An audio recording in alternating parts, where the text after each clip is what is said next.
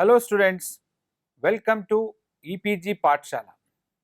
I am Dr. K. Anil Kumar, Assistant Professor, Discipline of Anthropology, Indira Gandhi National Open University, New Delhi. Today we'll discuss about the module Tribes of the World, a glimpse from the paper Tribal Cultures of India. So students, let us see what we are going to learn in this module. First, we are going to learn about the distribution of tribes in the world. Second, colonialism and the tribes. And third, ethnographic studies of tribes. And at the last, fourth, contemporary situation of the tribal rights in India and the world. Now, discuss about tribes of the world. According to the United Nations Permanent Forum, it is estimated that there are more than 370 million indigenous people spread across 90 different countries in the worldwide. Out of 370 million indigenous people, about 70 to 80% of them live in Asia. In the world, there are over 5,000 different languages and ethnic cultures of indigenous peoples, ranging from the forest people of the Amazon to the tribal people of India, and from the Inuit of the Arctic to the Aborigines in Australia. In India, the scheduled tribes are notified in 30 states and union territories, and the number of individual ethnic groups etc. notified as a scheduled tribes, that is in 705. The tribal population of the country as per 2011 census is 10.43 crore, constituting 8.6% of the total population, and 89.97% of them live in rural areas and 10.03% in urban areas. Studies have shown that the majority of these tribal peoples are identified as minority in most countries as opposed to the mainstream society and cultures. The tribes are known by different names in different countries. For example, in Australia, they are called as Aborigines. In China, they are called as minorities. And in North America, they are called as natives.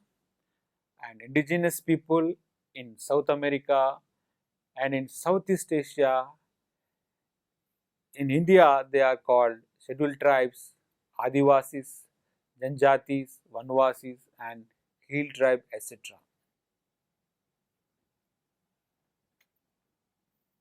Except for the uncontacted tribes, mostly located in different terrain like the Brazilian Amazon forest and the cut-off islands like in Andaman Islands, the tribal population around the world have been influenced by modernization and globalization. In international law, the discourse on tribes as the indigenous people or original inhabitants is contested, influencing academia and policy making. Various human rights organizations and transnational bodies like the United Nations, the World Bank, and Survival International are taking up measures to recognize the rights of indigenous people. The events leading up to this movement is not inconsequential, but conscious human activity and cultural contacts have radically transformed the tribal societies, including empires like the Aztec and Incato food gathering pygmies of Ituri forest. In today's context, tribes as a cultural whole is a problematic concept since there is immense cultural contact and the tribes are no longer isolated or semi-isolated, but many have become parts of larger national and or cultural, either by force or choice. In this context, the difficulty of defining tribe and the problem of conceptualization in a context like India have added more confusion. Be that as it may, in the 21st century, tribal identity is no longer localized, as tribes across international boundaries have begun to reassert their identity and grievances on the common platform. And of late, the tribal political rights and cultural identity are being addressed in international forums and also promulgated in international laws. On 13 September 2007, the UN General Assembly adopted the United Nations Declaration on the Rights of Indigenous People. The declaration roughly included about 370 million indigenous people in Asia, America, and Pacific Europe. These events leading up to this movement reflected 500,000 of encounter between the Old World and New World, beginning with the Christopher Columbus discovery of the New World in AD. In a nutshell, the tribes of the world have changed tremendously, and therefore the objective of this theme would be to understand tribes of the world both in its historical context and as communities in transition. Colonialism and tribes. In history, it was the European colonialism that radically transformed the history and culture of tribal communities. Many scholars agree that the intrusion of Europeans into the tribal areas first began with Christopher Columbus' discovery of the New World in 1492. In history, there has been an exchange of cultural traits and ideas and movements of people through the means of trading, war, conquest, and alliances among people groups. But by comparison, the impact of European colonialism by far remains an important point of departure in the relation between tribal people and outsiders, with far-reaching implications. At this juncture, anthropologists emerge as experts on tribal and primitive societies. The role of anthropology and its association with colonialism is still debated, but the development of fieldwork tradition under doyens like Franz Boas in United States and Bronislaw Malinowski in United Kingdom paved way for new perspectives on primitive peoples and tribes. This new methodology gave rise to production of what was as tribal monographs, focusing on holistic study of tribal communities. Mostly, both students in the United States carried on this tradition, and the influence of Malinowski remained pertinent in British anthropology. The European colonialism brought people into contact never like before. This led to newfound interest among the Europeans in the people they had colonized. Here, the Europeans found advanced cultural traits in the form of architecture, philosophy, literature, and technology in places like China, Japan, and India. But with respect to the tribal population, the prejudiced notion of bizarre beliefs and rituals like headhunting, human sacrifice, cannibalism, primitiveness, and violence was mostly used in the description of tribes. Generally, colonial agents like soldiers, travelers, missionaries, and civil servants are deemed indispensable to the whole colonial enterprise. Nevertheless, on an institutional scale, the agreements, treaties, and policies introduced by the colonial state had massive impact on the tribal communities. In retrospective, assimilation has been the most common policy of national states in dealing with the indigenous and tribal populations. For instance, in Australia, the state-sponsored program of assimilating Aboriginal population into the mainstream society had devastating effects, gaining the notoriety of what is known as lost generation. In common parlance, the entire continent was declared an unoccupied territory where Australia was colonized in 1788 despite being inhabited by more than 2 million Aboriginal people. In fact, until 1967, the tribal people were denied civil and political rights by the state. The diaries of explorers and soldiers, writings of missionaries, travelers, and philosophers were the first attempt to describe the tribal people and societies. Anthropology, which emerged at the backdrop of European colonialism, was seen as aiding the colonial interest and projects. Anthropologists took it as their objective to study the primitive societies and cultures as a specialized discipline.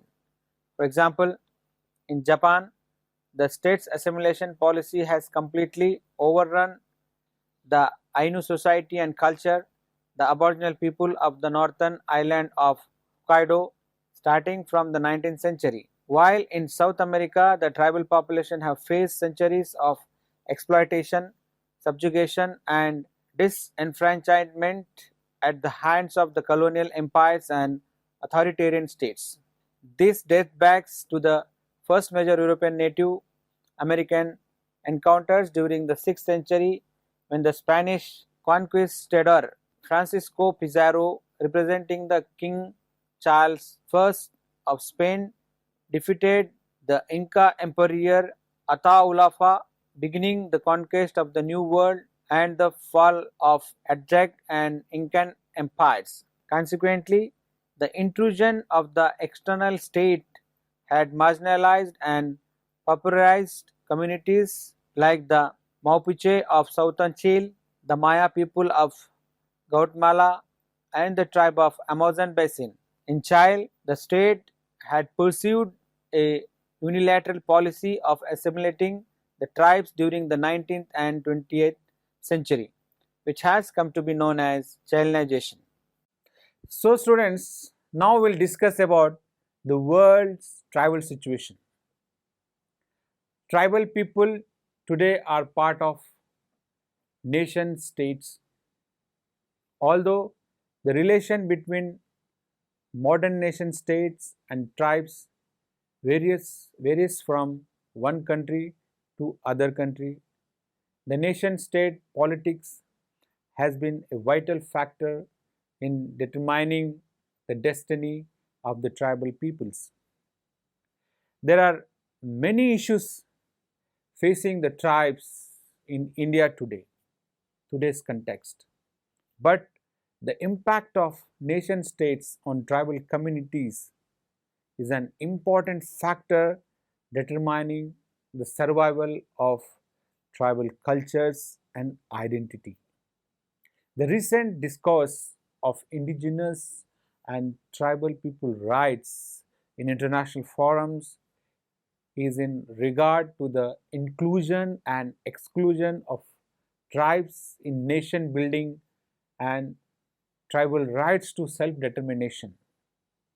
The understanding of tribes in the 21st century requires critical gaze from the lens of political dynamics of nation states. Anthropologists studying nation state recognize that every known tribal society is identified as a part of the state, although the nature of relationship between tribes and the state varies significantly across nation states. There are many issues facing the tribes in today's context, but the impact of nation states on tribal communities is an important factor determining the survival of tribal cultures and identity. In this regard, tribal communities around the world are differently positioned in relation to the state. Many tribal communities today comprise the most deprived and marginalized section of the nation state. This condition is observed in almost every continent having tribal population. the problems of marginalization, pauperization, loss of traditional lands and forests have become a persisting issue. In most cases, the developmental projects of nation states have come at the cost of displacing and exploiting the tribal peoples. For example, in the Brazilian Amazon forest, more than 70 uncontacted tribes are facing destruction of their home and forest from poachers, illegal loggers, and drug smugglers. This is expected to be disastrous as these tribes are vulnerable to newer diseases which they have no resistance. The recent discourse of indigenous and tribal peoples' rights in international forums is in regard to the inclusion and exclusion of tribes in nation building and tribal rights to self-determination. The understanding of tribes in the 21st century requires a critical gaze from the lens of political dynamics of nation states. In this regard, tribal communities around the world are differently positioned in relation to the state. Many tribal communities today comprise the most deprived and marginalized sections of the nation state. This condition is observed in almost every continent of the tribal people populations. For example, in Ecuador, the Amazonian tribe are being displaced due to logging, oil extraction, and commercial farming.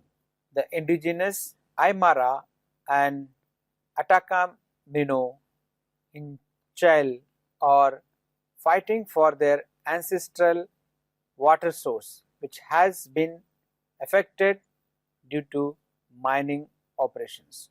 In Africa, the hunter-gatherers are the most affected group, with most facing decline in population and loss of traditional lands and forest.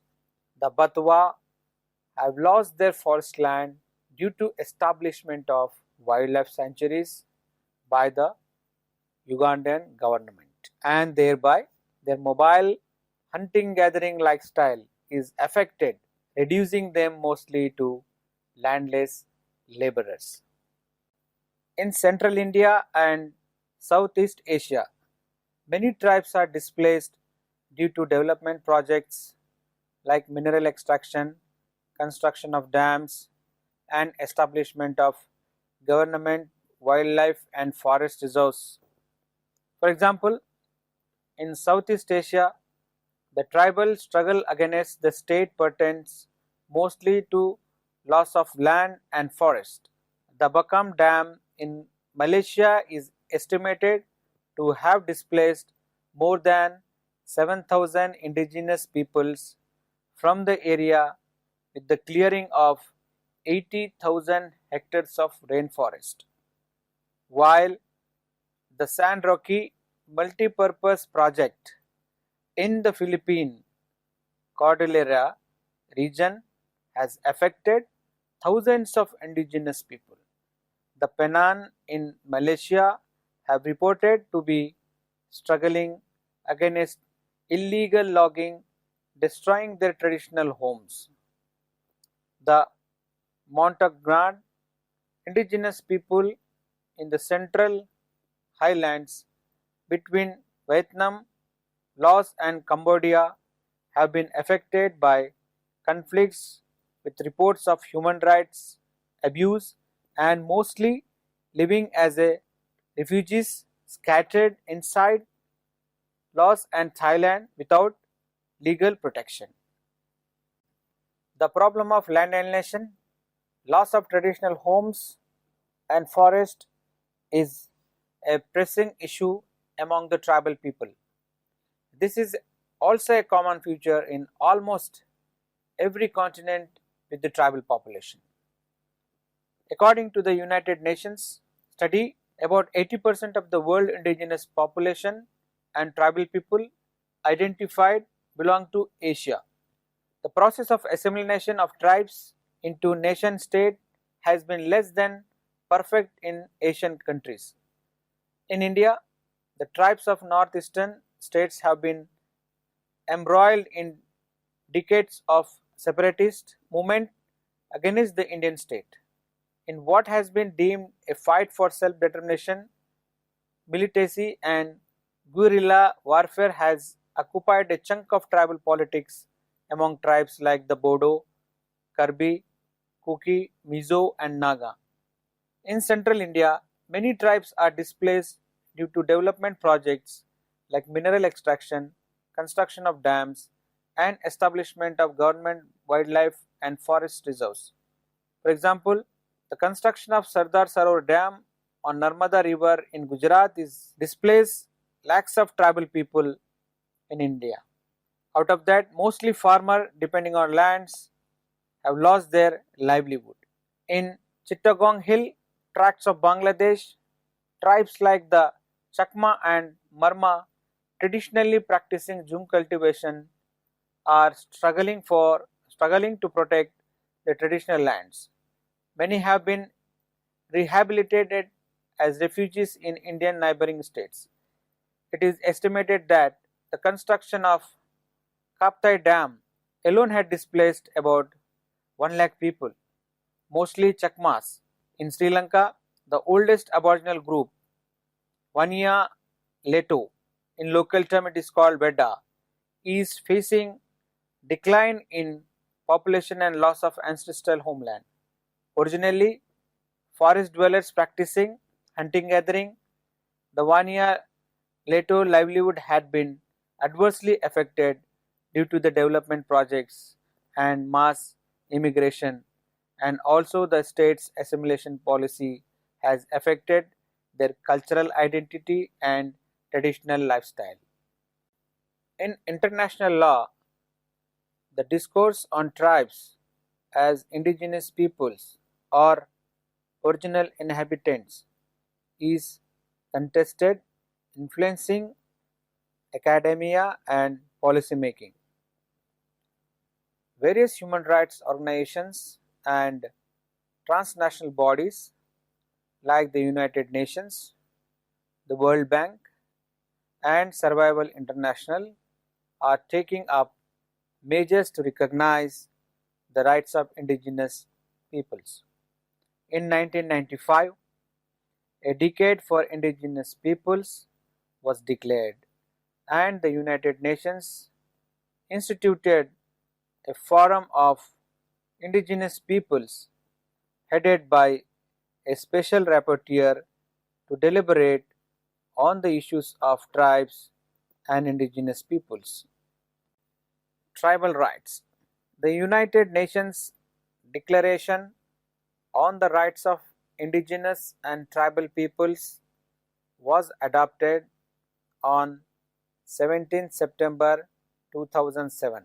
The declaration delineated the rights of tribes and indigenous peoples and their protection in international law. In the midst of this, on Human Rights Day 1992, the United Nations declared the International Year of the World Indigenous Population or World Indigenous People. The struggle for recognition, which began as early as 1920s under the aegis of International Labour Organization. The International Labour Organization Convention 169 gave a comprehensive list of the rights of tribes and indigenous people. The main objective of International Labour Organization 169 was on the self-determination of tribal peoples. The issue of tribal rights today is being taken by international bodies and forums like the United Nations, World Bank, and NGOs. Today, the tribal representatives and forums are coming together to assert their identity and rights on a common platform. The question of tribal rights and identity has transcended traditional barriers and boundaries and are becoming transnational in character. So students, let us summarize what we have learned in this module. As we know that we have learned about the distribution of tribes in the world, colonialism and tribes, and ethnographic studies of different tribes, and the tribal rights in the world. And now we'll conclude this summary by studying an ethnographic study of Naga scholar. A Naga scholar completing his PhD from Oxford Divinity School has become a success story among an illustrious Angami tribe in the contemporary context. Belonging to Kohima from Kawishwa clan, his village was known for prolific headhunting, raids and slave trading, and also led to the 1898 Naga uprising against the British rule. In Kohima, he preaches Christian forgiveness and reconciliation in Baptist churches to weary Naga believers perplexed by gun violence among warring Naga rebel groups when they are not fighting Indian armies for political self-determination. Like the Nagas, the allure of nation state based on ethnic line had influenced many tribes in British India northeast frontier in the post-colonial period with far-reaching implications. While in the Andaman Islanders among the hunting-gathering Jarwa who had been relatively isolated, he threw aside the signpost that says, "Do not feed the Jarwa." News of vulnerability of Jarwa women to sexual exploitation from outsiders are being reported. In central India, in certain pockets, the Bihor, who have been subsisting mainly as animal trappers and food gatherers, are being reduced to scavenging and rag picking for sustenance as their traditional forests and hunting grounds are shrinking in size. While in other parts of the world, globalization and modernization have penetrated even the remote corner of the tribal areas. This is reflected in the Intu and Sami using snowmobile, refrigerator, and other modern equipments as a part of their daily livelihood. A Maori entrepreneur having access to the best business school in New Zealand and running a successful business. Aborigine teenagers in the Australian outback wearing Nike shoes and listening to American pop music. Navajo activists fighting to gay rights in their community. An Angami girl winning coveted model context in national television in India and so forth. Most of the tribal societies in the 21st century are at the forefront of globalization. As a result, most of the tribal communities are witnessing tremendous social and cultural change. These processes are changing the understanding of tribes and nature of tribal societies. Thank you.